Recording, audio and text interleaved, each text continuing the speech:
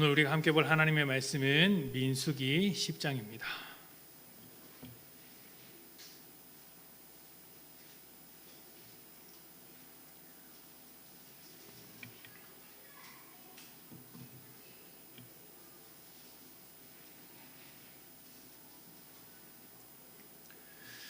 민수기 10장 1절부터 10절까지의 말씀.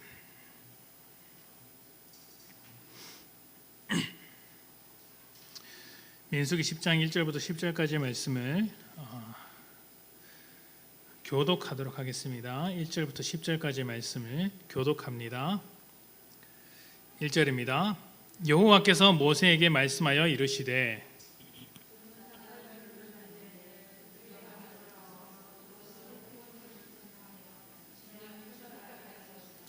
나팔 2개를 불 때에는 온 회중이 회막 문 앞에 모여서 내게로 나올 것이며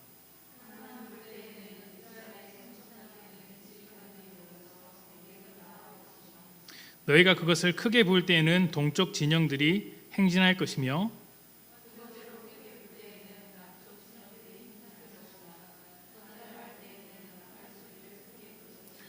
또 회중을 모을 때에도 나팔을 불 것이나 소리를 크게 내지 말며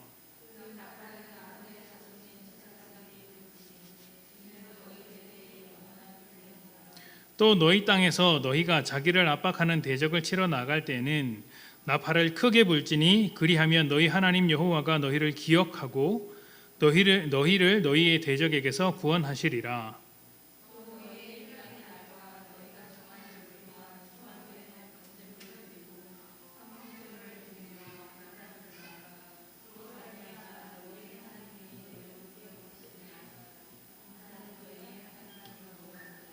아멘. 어떤 일을 하든지 이제 준비된 사람에게 어떤 결과를 기대하거나 이제 맡기는 일들이 많습니다. 사람은 준비되어야 한다고 하죠.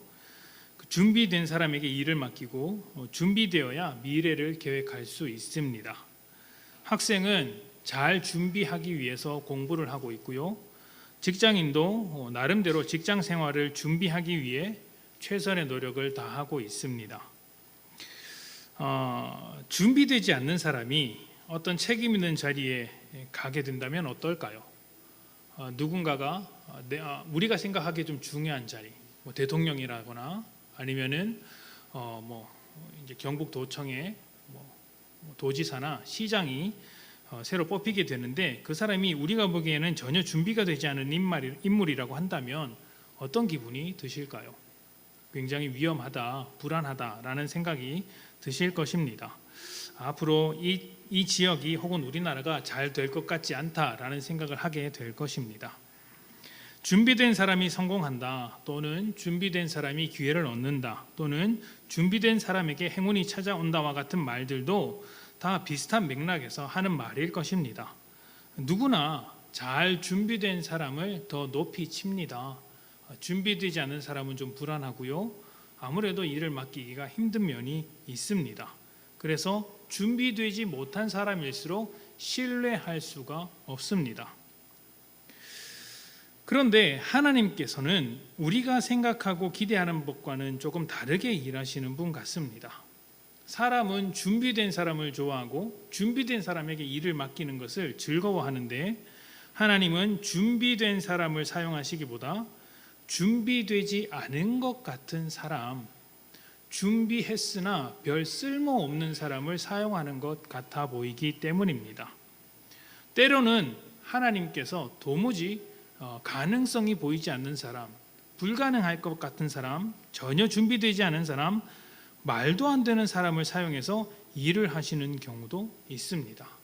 하나님께서 그를 준비시키고 간섭하셔서 성장시키신 다음에 그를 변화시키신 다음에 사용하시는 것이죠. 성경에는 그런 인물들이 수없이 많이 나오는데 이스라엘 민족 자체가 준비되지 않은 민족이었다는 것을 발견할 수가 있습니다. 자, 우리가 하나씩 생각해 볼 텐데요. 자, 이스라엘 백성이 하나님으로부터 이제 선택을 받을 때 누구로부터 선택이 시작되었을까요? 아브라함이죠. 아브라함이 믿음의 조상으로서 하나님의 선택을 받습니다. 그런데 아브라함은 하나님을 알지 못하던 사람이었습니다. 아브라함은 하나님을 잘 믿었다거나 하나님을 잘 알고 있었던 사람이 아니에요. 그의 아버지는 우상을 만드는 사람이었고 우상에 만드는 집안에서 자라왔으면 아브라함도 우상과 깊은 관련이 있었던 사람임에 분명할 것입니다. 그렇게 하나님을 알지 못하던 아브라함이 하나님의 마음에 들 리가 없습니다. 어떻게 하나님께 사용받을 수 있도록 준비되겠습니까? 그런 것은 전혀 없습니다. 하나님을 모르는 사람이 하나님의 마음에 들 수 없고 하나님을 모르는 사람이 하나님의 뜻에 맞도록 준비될 수가 없는 것이죠. 그래서 하나님이 그에게 먼저 다가와서 불러주시고 약속해주시고 준비를 시켜주십니다. 그러니까 아브라함이 뭔가를 해서 특정한 조건이 만족되어서 하나님을 만나게 된 것이 아니라 아무런 조건 없이 무능력한 그때에 하나님께서 다가오셔서 아브라함에게 이러저러한 훈련들을 시켜 나가셨던 것이죠. 그래서 하나님을 만난 뒤에도 아브라함은 애굽으로 도망가기도 하고 그곳에서 하나님께서 말씀하신 바를 이렇게 비웃기도 하고 그런 모습들을 많이 보여지더라는 것입니다. 하나님께서 조건과 이유를 따지지 않고 그저 은혜와 사랑으로 이제 아브라함을 만나 주셨고 그를 결국에는 믿음의 조상으로 만들어 내셨습니다. 그래서 우리는 그 사람을 믿음의 조상, 첫사람이라고 부르는 거예요. 그가 믿음이 대단해서 순종이 대단해서 믿음의 조상이라고 부르는 것이 아니라 하나님께서 아브라함을 시작으로부터 사람의 인생에 간섭하시기 시작했다, 본격적으로 간섭하기 시작했다라는 의미에서 믿음의 구원의 시작, 믿음의 여정의 시작 이렇게 이렇게 표현을 하는 것이죠. 자, 모세도 마찬가지입니다. 모세가 하나님 앞에서 내세울 것이 있었을까요? 하나도 없습니다. 모세의 인생은 딱 세 번으로 나눠 볼 수 있는데요. 첫 번째가 이제 애굽의 왕자로서 40년, 그리고 광야에서 허송세월을 보낸 40년, 그리고 나머지 하나님의 말씀에 부르심을 받아서 이스라엘 백성을 인도했던 40년, 이렇게 120년의 인생을 생각해 볼 수 있습니다. 근데 초반 40년은 애굽의 왕자로서 혈기를 부리며 살았던 인생이고, 그리고 중간에 40년은 말이 좋아 나그네 인생이지 불황자와 같은 심세로 40년을 살았습니다. 그러니까 혈기를 부리면서 살았던 사람, 그리고 불황자로 살았던 인생, 이러한 가운데서 하나님의 부르심을 받을 만한 모습은 보이지 않았던 것이죠. 그래도 애굽의 왕자였지 않느냐, 거기서 훌륭한 교육을 받았지 않겠느냐라고 말하는 분들이 계실지 모르겠지만 애굽의 교육이었습니다. 애굽의 교육. 애굽의 교육이란 게 무엇이겠습니까? 그 당시 왕가의 교육, 고등교육이라는 것은 대부분 신들에게 점을 치거나 어떤 그 신들의 내용들을 배우는 것이었는데 애굽의 신들은 나중에 하나님께서 열재앙을 통해서 모두 깨트려 가는 것 아니겠습니까? 하나님께서 다 깨트려 버리시는 신들의 지식을 배워서 무엇을 하겠어요? 아무짝에도 쓸모없었던 지식이었던 것이죠. 그러니까 애굽의 왕자로 40년, 그리고 불황자로 40년 살아왔던 인생, 그 80년의 인생을 다 합쳐도 하나님 앞에서 준비되었다라고 말할 만한 그 어떤 내용도 보이지 않더라는 것이죠. 그 자신을 모세는 너무나도 잘 알고 있었어요. 그래서 하나님께서 모세를 부르실 때 모세가 뭐라고 했습니까? 저는 못합니다. 겸손해서 그런 게 아니에요. 실제로 자기가 못하기 때문에 그런 거예요. 바로 앞에 가서 자기가 무언가를 말할 만한 능력도 없고 위치도 안 된다는 것을 알기 때문에 그것을 피하는 것이죠. 반면 무엇을 몰랐습니까? 그렇게 보내시는 하나님이 누구신지를 알지 못했던 거예요. 하나님께서 홍해를 가르시는 분이시고 하나님께서 열재앙을 통해 그 이집트의 모든 신들과 바로를 꺾으시는 분이라는 것을 그가 미리 알고 있고 믿었더라면 하나님께서 부르실 때 그렇게 두려워할 이유가 없었겠죠. 근데 그렇게 하지 않았기 때문에, 몰랐기 때문에, 준비되지 않았기 때문에 계속해서 하나님을 밀어내고 못하겠다 하셨습니다. 그런데 하나님은 그런 모세를 끌어다가 준비시키시고 가르쳐 주셨으며 하나님의 능력을 보여주신 거예요. 자, 아브라함과 모세가 그랬다면 이스라엘 민족도 똑같은 겁니다. 준비되어서 하나님의 민족이 된 것이 아니라 민족적으로 보잘것없기 때문에 약소하기 때문에 하나님이 없이는 살아갈 수가 없기 때문에 하나님께서 그들을 불러 선택해 주신 것이죠. 실제로 이스라엘 민족은 애굽이나 아수르보다 약소합니다. 그 주변 국가에 비해서 약소한 정도가 아니라 아무 힘도 없고 능력이 없습니다. 물론 다윗이나 솔로몬 때는 잠깐 나라가 부강해지기도 합니다. 반짝 아주 대단한 나라가 되죠. 그러나 그것도 얼마 지나지 않아서 꺾이고 맙니다. 주변 나라의 힘이 더 강해지는 경우가 많았더라는 것이죠. 나라 자체도 없었습니다. 그저 애굽의 노예에 불과했지 않습니까? 애굽의 노예로서 살아왔던 인생들이라고 할 수 있습니다. 그러니까 능력이라고는 전무한 것이죠. 그렇다고 하나님을 잘 알고 어려운 가운데서도 믿음을 지켰던 백성들일까요? 그렇지 않습니다. 저 멀리 아브라함과 이삭과 야곱의 하나님을 알고는 있었지만 애굽에서 이제 400년을 지나는 동안 그 약속을 모두 잊어버렸습니다. 희미한 기억일 뿐입니다. 더욱이 그들이 믿음을 지켜온 것은 아니었고 그들이 먼저 하나님께 약속을 지켜달라고 기도했던 적도 없습니다. 그저 하나님께서 하나님의 때가 되어서 그의 약속을 신실하게 지키시고자 이스라엘 백성에게 다가와 주신 것이죠. 자, 여러분이 한번 생각해 보십시오. 여러분이 하나님이 잠깐 되어 보시는 겁니다. 자, 하나님께서 인류를 구원할 어떤 계획을 실행하려고 하십니다. 그런 막중한 사역, 사명을 맡기려면 어떤 자격을 필요로 해야 할까요? 일단 그 경제적으로 탄탄해야 될 것 같지 않습니까? 모든 세상을 상대해서 하나님의 일을 벌여야 하니 일단 재정이 튼튼하면 좋습니다. 우리가 선교사 한 명을 파송하더라도 그 선교사가 사역하는 기간 동안 돈 때문에 고민하지 않도록 매월, 매달, 매년 이렇게 후원 혹은 헌금을 지속적으로 보내줍니다. 그 정도가 확보되어야 사역하는 기간 동안 생활비 정도는 확보를 할 수 있어야 안심하고 선교사를 파송시키죠. 하물며 온 세상을 변화시키기 위해서 한 민족을 사용하신다면 얼마나 많은 재정이 있어야 하겠습니까? 그러면 그 재정이 좀 더 튼튼하고 그 재정을 계속해서 생산해낼 수 있는 나라를 부르시는 것이 훨씬 더 현명한 생각일지도 모릅니다. 뿐만 아니라 당시에는 국가 간의 전쟁이 허다하게 있던 때였습니다. 전쟁하지 않고는 살아남을 수 없는, 생존을 보장받을 수 없는 그런 시대였습니다. 그러니까 침략을 받더라도 맞서 싸울 만한 군사력이 있다면 더더욱 좋겠죠. 그리고 군사적으로도 굉장히 힘 있는 나라일수록 다른 나라에게 영향력을 발휘하게 됩니다. 그러면 그 정도의 영향력이면 다른 나라에게도 구원의 영향력, 그 믿음의 영향력을 쉽게 이제 끼칠 수가 있겠죠. 내가 하나님의 복음을 전하는데 군사력이 바탕이 되면 물론 그 군사력을 사용하지는 않겠지만 군사력이 있으면 그 복음을 한 번이라도 더 듣지 않겠습니까? 그 상대방의 나라가 경제력이나 군사력이 잘 갖춰진 그런 능력 있는 나라를 불러서 하나님의 사역을 맡기는 것이 하나님의 입장에서는 훨씬 수월하실지도 모릅니다. 너희가 이렇게 강력한 나라니까 빨리 저 나라를 변화시켜라 라고 하면 얼마든지 할 수 있는 능력이 있는 것이죠. 말씀드렸던 대로 우리가 일반적으로 대통령이나 시장이나 도지사를 뽑을 때도 준비된 사람을 뽑듯이 하나님의 사역을 하시려고 한다면 그 일을 맡아서 할 만한 준비된 나라나 준비된 사람을 뽑아서 쓰는 게 훨씬 나을지도 모르겠습니다. 그런데 이스라엘은 준비가 되지 않았던 이스라엘이었어요. 아니, 준비가 안 된 정도가 아니라 그냥 아무것도 없는 민족이었습니다.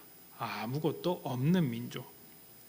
자, 그렇다면 하나님은 왜 준비가 전혀 되지 않은 그런 민족을 데려다가 하나님의 일을 하시기로 작정하셨을까요?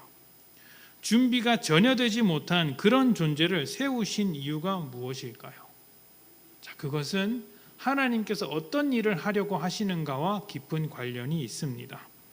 하나님은 아브라함이라는 사람을 시작으로 해서 이스라엘을 통해 선택하셨고, 그렇게 선택하신 이유는 사람을 구원하기 위함이고, 그 사람을 구원하신 것은 조금 더 넓게 생각해 보면 하나님의 나라를 세워가기 위함입니다. 그러니까 왜 그들을 선택하셨는가? 하나님의 나라를 세워가야 하기 때문이다. 그런데 사람이 구원받기 위해서 필요한 것이 무엇일까요? 하나님이 필요한 것입니다. 하나님의 나라가 세워지기 위해서 필요한 것이 무엇일까요? 그것도 하나님이죠. 그 외에 다른 것이 필요할까요? 하나님의 나라가 세워지는데 필요한 것이 무엇이 있을까요? 돈이 있어야 할까요? 군사력이 있어야 할까요? 아무것도 없습니다. 오직 하나님이시면 됩니다. 만약 그런 것들이 필요했더라면, 경제력이나 군사력이 필요했더라면 하나님은 이스라엘 백성을 세워서는 안 되셨던 것이죠. 아니, 애초에 하나님이 아니고 다른 것이 더 필요했다면 하나님은 사람을 구원하실 수 없는 분이셨을지도 모릅니다. 하나님 한 분으로 충분해야 하는 것이죠. 하나님께서 하시려는 일은 말입니다. 그래서 하나님은 전혀 준비가 되지 않은 백성, 준비가 되지 않은 사람을 일부러 선택하시는 거예요. 사람들이 보기에는 도무지 되지 않을 것 같은 저 사람을 통해서 하나님께서 함께해 주시니 되는구나. 저 아무것도 할 수 없는 이스라엘 백성들이 하나님께서 함께해 주시니 저런 역사가 일어나는구나. 이것을 보여주기 위해서 준비가 되지 않은 것처럼 보이는, 오히려 아무것도 없는 그런 사람들을 선택해서 일하시는 것입니다. 자, 그리고 또 한 가지 생각해 볼 것이 있는데, 모든 사람은 죄인이라는 점입니다. 죄인은요, 아무리 준비해도 하나님의 마음에 흡족하게 준비할 수가 없습니다. 그 죄인이 아무리 준비해봐야 그것은 종교적인 열심일 뿐, 하나님을 알고 하나님의 뜻에 맞도록, 하나님의 마음에 맞도록 준비하는 것이 아닙니다. 그래서 사람이 하는 준비가 의미가 없더라는 거예요. 모세가 하나님을 직접적으로 경험하기 이전에 아무리 잘 준비해봐야 그것은 죄인의 준비일 뿐입니다. 하나님을 모르는데 어떻게 그것을 사용하겠어요? 물론 하나님께서 사용하시는 사람 중에서는 지적으로도 훌륭한 사람이 있고 육체적으로 훌륭한 사람이 있습니다. 그것은 그 사람이 지적으로 훌륭해서 쓰임받은 것이 아니라, 육체적으로 훌륭해서 쓰임받은 것이 아니라, 똑같은 죄인인데 하나님께서 그 사람을 선택하고 나니까 그 사람이 가지고 있는 것 중에 하나가 지적인 능력이에요. 그러니까 그 사람이 가지고 있는 지적인 능력을 하나님께서 사용해 주시는 것이죠. 만약 하나님께서 하시고자 한다면 지나가는 7살짜리 여자아이, 유치원에 다니는 여자아이, 그 아이 하나 가지고도 크신 일을 만들어낼 수 있는 것이죠. 그럼 그 아이의 무엇을 가지고 일을 하시겠습니까? 종이 접기 하는 능력을 가지고도 이 나라를 변화시킬 수 있는 분이 하나님이신 거예요. 그런 의미에서 사람이 열심히 준비하느냐는 큰 의미가 없습니다. 적어도 하나님 앞에서는 의미가 없더라는 거예요. 자, 이게 준비하지 말자 이런 게 아닙니다. 죄인으로서 준비하는 것은 아무런 의미가 없더라는 것이죠. 그래서 하나님은 준비된 사람을 쓰지 않습니다. 하나님은 준비된 사람을 사용하는 것이 아니라 아무것도 아닌 사람을 준비시켜서 사용하십니다. 이 차이를 잘 아셔야 돼요. 준비된 사람에게 찾아오셔서 준비되었으니 일하자가 아니라 정말 아무것도 없는, 보잘것없는 인생에게 하나님이 찾아오셔서 그를 하나하나 경험케 하시고 준비시키십니다. 그리고 사용하시는 것이죠. 준비되지 못한 사람, 자격 없는 사람을 불러서 하나님의 사역을 완성해 주십니다. 그러면 그것을 본 사람들이 사람의 능력을 보는 것이 아니라 그를 준비시켜서 일하신 하나님을 고백하게 되더라는 것이죠. 하나님은 죄인들이 하나님을 알기 바라십니다. 하나님을 만나기를 원하십니다. 하나님을 조금 더 알아가기를 바라십니다. 그런데 준비된 사람을 사용하면 그 사람이 준비되었다는 이유로 그 사람을 보지 하나님을 보려고 하지는 않습니다. 그렇지 않습니까? 준비되지 않고 자격 없는 자를 들어서 사용하시면 오히려 저 사람은 아무것도 없는데 어떻게 저런 일이 이루어졌을까? 하나님이 계시긴 계신가 보다, 이렇게 생각을 하게 되는 것이죠. 때때로 우리는 말도 안 되는 사람을 통해서 하나님의 일이 이루어지는 것을 보는 경우가 있습니다. 어떻게 저런 사람이 저렇게 할 수 있는가 하고 의문을 갖습니다. 그러면서 뭔가 숨겨둔 능력이 있었던 것일까? 대단한 무엇이 있나? 찾으려고 하는데 찾을 필요가 없습니다. 그냥 하나님께서 그 사람을 통해서 일을 해주신 것이죠. 하나님께서 그 사람을 통해 일하셨다 해서 가장 중요한 것은 그 사람을 통해서가 아니라 하나님께서 일하셨다라는 것입니다. 하나님께서 일하셨다. 결국에는 하나님께서 하신 것이죠. 사람의 자격과 능력보다 이제 하나님이 준비시켜서 일하신다. 이것이 중요하다는 것입니다. 자, 이렇게 사람을 준비시켜서 일하시는 하나님의 모습이 담겨 있는 본문이 바로 오늘의 말씀입니다. 자, 앞서 말씀드렸던 것처럼 이스라엘 백성은 하나님으로부터 선택을 받아서 당대 초강대국이었던 이집트, 애굽을 벗어났습니다. 탈출하게 되었죠. 자, 탈출하기 전 이집트에서 노예로 살았던 그 기간이 400년이라고 합니다. 약 400년 정도가 되는 거예요. 그 400년 동안 그들이 무엇을 했을까요? 무엇을 했을까요? 우리가 기억하는 것은 노예 생활하다가 바로의 그 폭거가 너무 심해져서 고통스러워했다. 이 장면밖에 기억이 안 나잖아요. 근데 이 장면은 약 40년 가량, 그러니까 모세가 태어날 때부터 80년 가량이 되겠군요. 모세가 태어나서부터 다시 돌아와서 그들을 이끌고 나갈 때까지의 남짓, 그 짧은 시간, 80년이 짧은 건 아니지만 그 80년 가량의 시간 동안 그 일이 일어났던 것이고, 사실 그 이전에 300년 가량의 기록은 없습니다. 왜 없을까요? 별 일이 없었기 때문에 없는 거예요. 아무 일이 없었고 그냥 잘 살았기 때문에 없었던 거예요. 그래서 이제 창세기 마지막에 보면 총리 요셉 때문에 이스라엘 백성이 편안하게 살았다라는 기록이 남겨져 있습니다.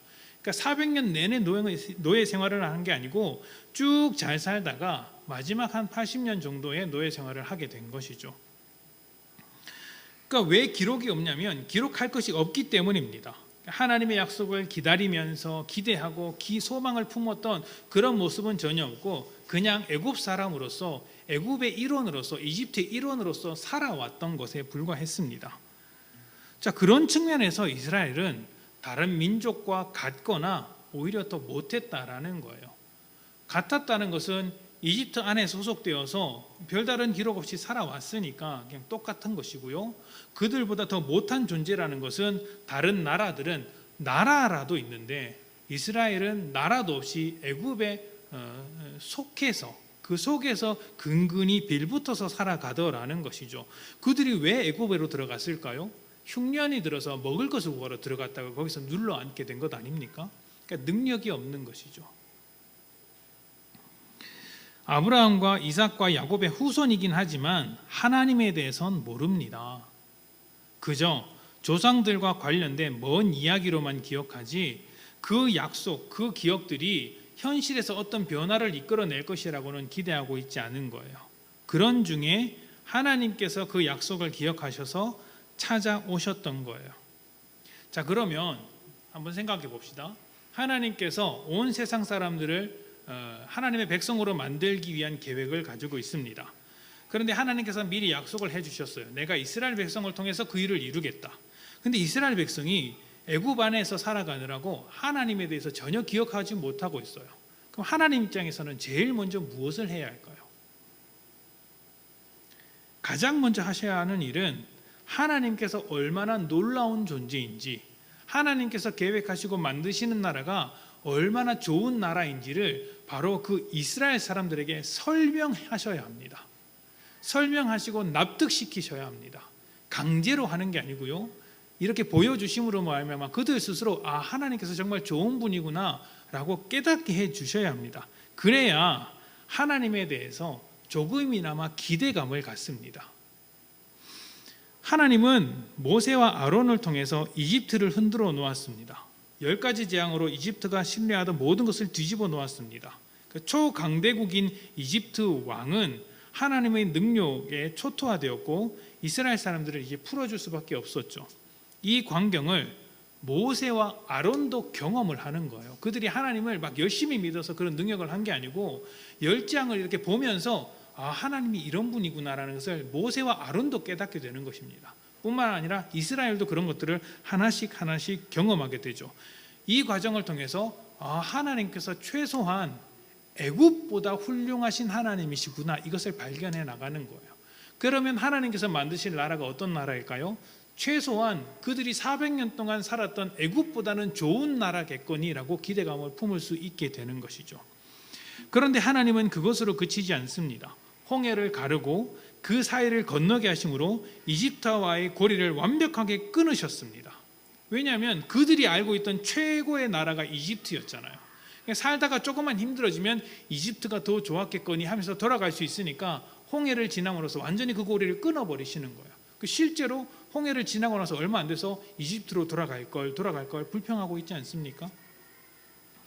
그렇게 끊으신 하나님께서 이스라엘 백성들을 끝까지 책임지셨죠. 만나와 메추라기로 먹이시고 중간에 아말렉과의 전쟁에서 승리하게 하셨습니다.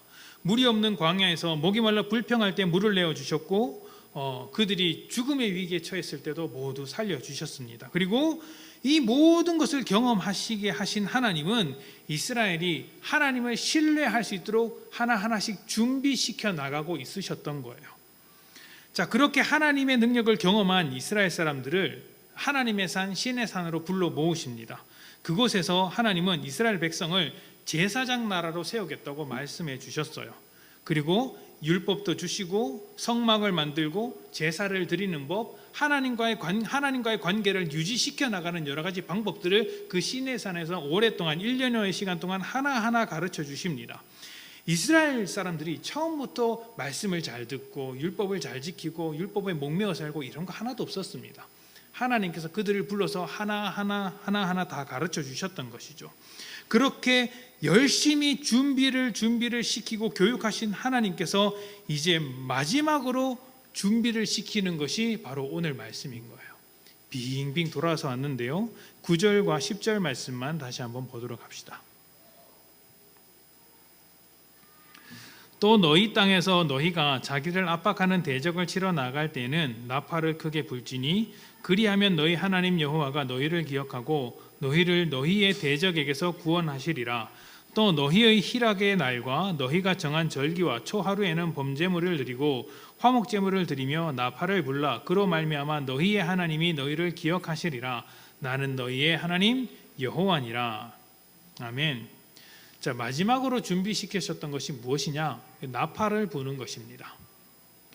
나팔을 부는 방법과 소리에 따라서 이스라엘의 진영이 어떻게 움직여야 하는지를 아주 자세히 가르쳐 주셨습니다. 그리고 이어서 나팔을 크게 불 때 일어날 일에 대해서도 설명해 주셨어요. 나팔을 크게 불 때. 자, 가나안 땅에 들어가게 되면 전쟁이 있을 때인데 그때 나팔을 크게 붑니다. 이것이 이스라엘을 준비시키는 하나님의 말씀입니다. 그렇게 나팔을 불면 어떻게 될까요? 하나님께서 이스라엘을 기억하셨다가 오셔서 구원해 주신다는 거예요. 이것을 아주 쉬운 말로 말씀드리자면 이스라엘이 부르면 하나님께서 언제든지 찾아와 주겠다라고 말하는 거예요. 너희가 나팔을 불어서 나를 찾으면, 하나님을 부르면 내가 쉬지 않고 달려오겠다. 이것이 하나님의 약속인 것입니다. 이것은 이스라엘에게만 해주시는 약속이 아니라 우리에게도 해주시는 약속이에요. 지금 이스라엘을 준비시키고 있잖아요. 마지막에 최종적으로 준비시키는 그 한마디가 뭐냐? 내가 언제든지 너희와 함께하고 있으니까 찾으면 달려오겠다. 찾으면 달려오겠다. 이것을 확실히 못 박아두고 계십니다. 우리가 부르면 하나님께서 오십니다. 근데 이게요, 정말 대단한 거예요. 사람과 사람 사이에서는 높은 사람이 절대로 먼저 찾아오지 않습니다. 낮은 자가 아무리 불러도, 아무리 호소해도 높은 자는 움직이지 않습니다. 우리는 이것을요, 위계라고 부르고 또 때로는 예의라고도 부릅니다. 그렇지 않습니까? 직장 생활하는데 부하 직원이 상사에게 전화를 해서 무슨 일을 좀 물어봐야 하니까 제 자리에 좀 오셔서 가르쳐 주십시오라고 하면은 옵니까? 전혀 안 옵니다. 전화를 끊어버리고 뭐 이런 사람이 있냐고 하면서 역정을 내면 낼 것입니다. 오히려 부탁을 하는 사람이 찾아가야 하죠. 낮은 사람이 높은 사람이 찾아가서 이것 좀 가르쳐 주십시오. 비위도 맞추고 이런저런 설명도 하고 때로는 선물도 하고 이렇게까지 해야 합니다. 높은 사람이 낮은 사람에게 오라가라 말할 수 있어도 낮은 사람이 높은 사람에게 오라가라 말할 수 없습니다. 그런데 하나님은 사람이 부르면 달려오겠다고 말씀해 주시는 거예요. 우리가 부르면 달려오겠다고 약속해 주시는 거예요. 이건 당연한 것이 아닙니다. 놀라운 것이죠. 우리가 부르면 부르는 대로, 요청하면 요청하는 대로 일단 하나님이 달려오겠다고 약속해 주셨습니다. 세상의 관점에서는 위계에도 어울리지 않고 예의도 아니지만 하나님은 우리에게 이러한 권한을 허락해 주셨습니다. 그래서 우리의 입장에서는 언제든지 하나님을 불러낼 수가 있는 것이죠. 마치 어린아이가 어렵고 힘들 때 부모를 찾는 것처럼 우리가 어렵고 힘들 때 하나님을 찾으면 하나님께서 달려와 주시겠다고 말씀해 주시는 것입니다. 부모를 찾지 않고 혼자 끙끙 앓고 있는 아이를 보면 어떤 마음이 듭니까? 빨리 부모가 와서 그 아이를 도와주어야 할 텐데 라고 하지 않겠습니까? 또 고집하면서 부모를 끝까지 부모의 도움을 거절하고 있는 아이를 보면 참 어리석다. 부모에게 요청하면 금방 해결될 텐데 라고 이야기를 할 것입니다. 그것은 아이의 권한이죠. 부모가 준 아이의 권한입니다. 하나님께서도 그렇게 우리에게 권한을 부여하셨고 우리가 하나님을 찾지 않으면 그것은 어리석은 거예요. 하나님은 오시겠다고 약속을 하셨기 때문이죠. 언제든지 오실 준비를 하고 계신 것입니다.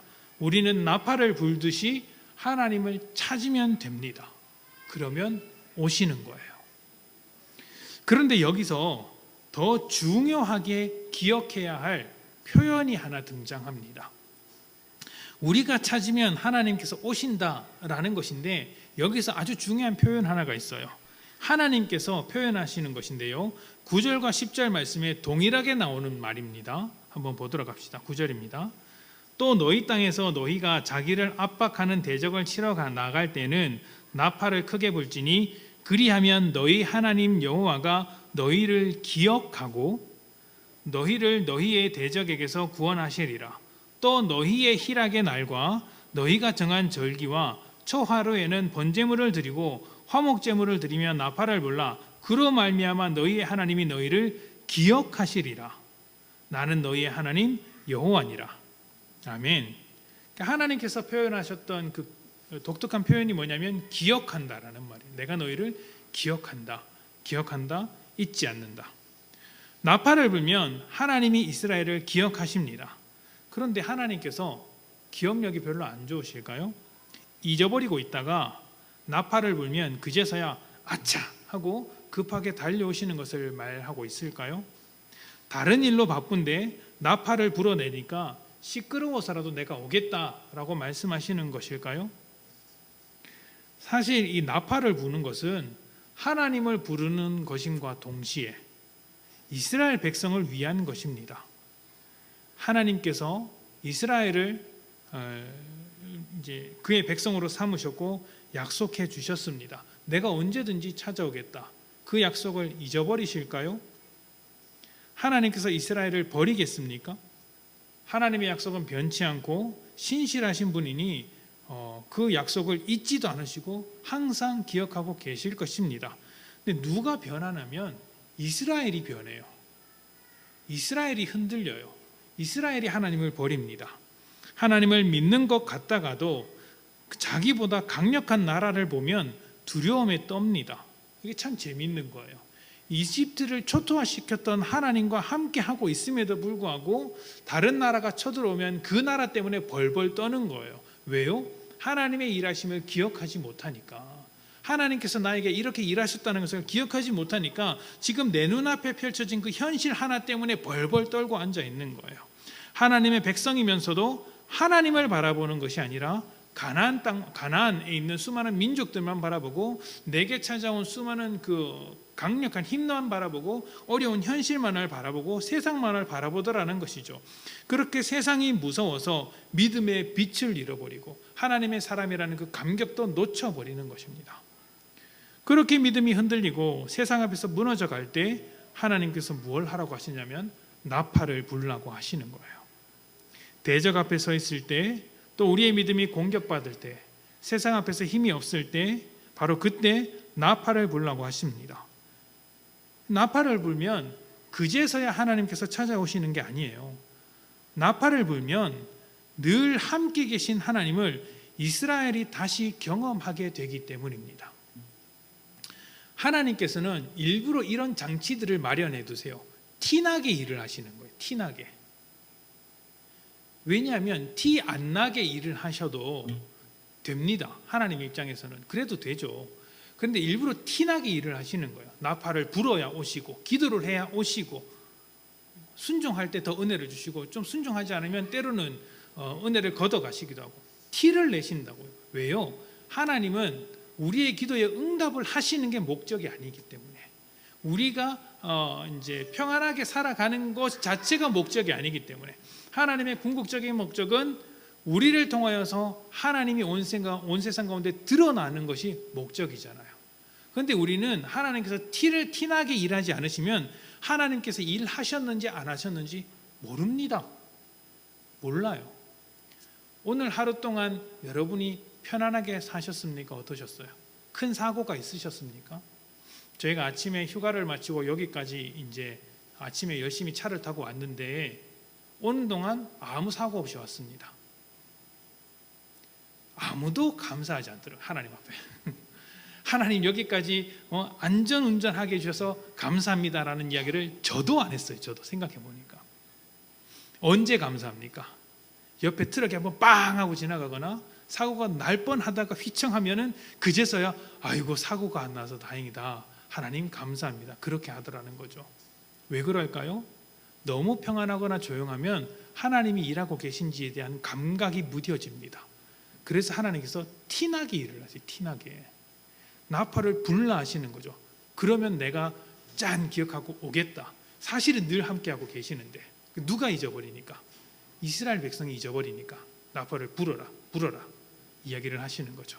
그래서 나팔을 불어서 어떤 일이 일어나는지 아십니까? 가나안 땅에 들어갔을 때 가장 먼저 점령한 성이 무엇이었죠? 무엇이었습니까? 여리고 성이죠. 여리고 성이 어떻게 무너졌을까요? 나팔을 불었을 때 무너져요. 집에 가서 찾아보십시오. 나팔을 불었을 때 무너집니다. 그게 이 약속 때문인 거예요. 자, 이스라엘 백성들에게 나팔이 있다면 우리에겐 무엇이 있겠습니까? 나팔을 불면 우리에게 찾아오시는 것처럼 우리에게도 구하면 하나님께서 찾아와 주시는 것이 있습니다. 우리가 잘 알고 있는 것 바로 기도입니다. 기도를 하면 하나님께서 그 기도 소리를 듣고 우리를 기억해 주십니다. 기도하면 하나님이 우리를 찾아와 주시는 것이죠. 그런데 사실은 기도했을 때 우리가 드디어 하나님을 발견하게 되더라는 거예요. 기도했을 때 우리 삶에 역사하시는 하나님을 발견하게 되는 거예요. 기도하지 않을 때는, 하나님을 찾지 않을 때는, 구하지 않을 때는 그냥 세상 사람들과 똑같이 사는구나 라고 별 감동 없이 지나갑니다. 근데 우리가 하나님을 찾을 때 우리 삶에서 여전히 일하고 계신 하나님을 새롭게 발견하게 되더라는 것이죠. 그러니까 저 멀리 계신 하나님께서 기도를 듣고 급하게 찾아와 주시는 것이 아니라 사실은 늘 함께하고 계신 하나님인데, 우리 삶에 동행하시면서 이끌고 가시는 하나님인데, 기도하는 것을 통해서 우리가 그 하나님을 발견하게 되더라는 것입니다. 그런 의미에서 하나님은 우리에게 조금 더 티나게 일하시기 위해서 기도라는 것을 주셨습니다. 기도로 준비하게 하셨고 기도를 사용하셨습니다. 그래서 기도는 우리가 하나님께로부터 받은 축복이라고 말할 수 있습니다. 왜요? 지금도 함께 하시는 하나님을 새롭게 발견할 수 있으니까. 이스라엘을 오랫동안 준비시켰던 하나님의 이유는 딱 한 가지입니다. 그들 가운데 하나님께서 일하고 계심을 이스라엘이 인정하고 수많은 민족들이, 수많은 사람들이 그들과 함께 하시는 하나님을 믿을 수 있도록 하시는 것이었죠. 그것을 위해서 나팔도 주시고 티나게 일하셨습니다.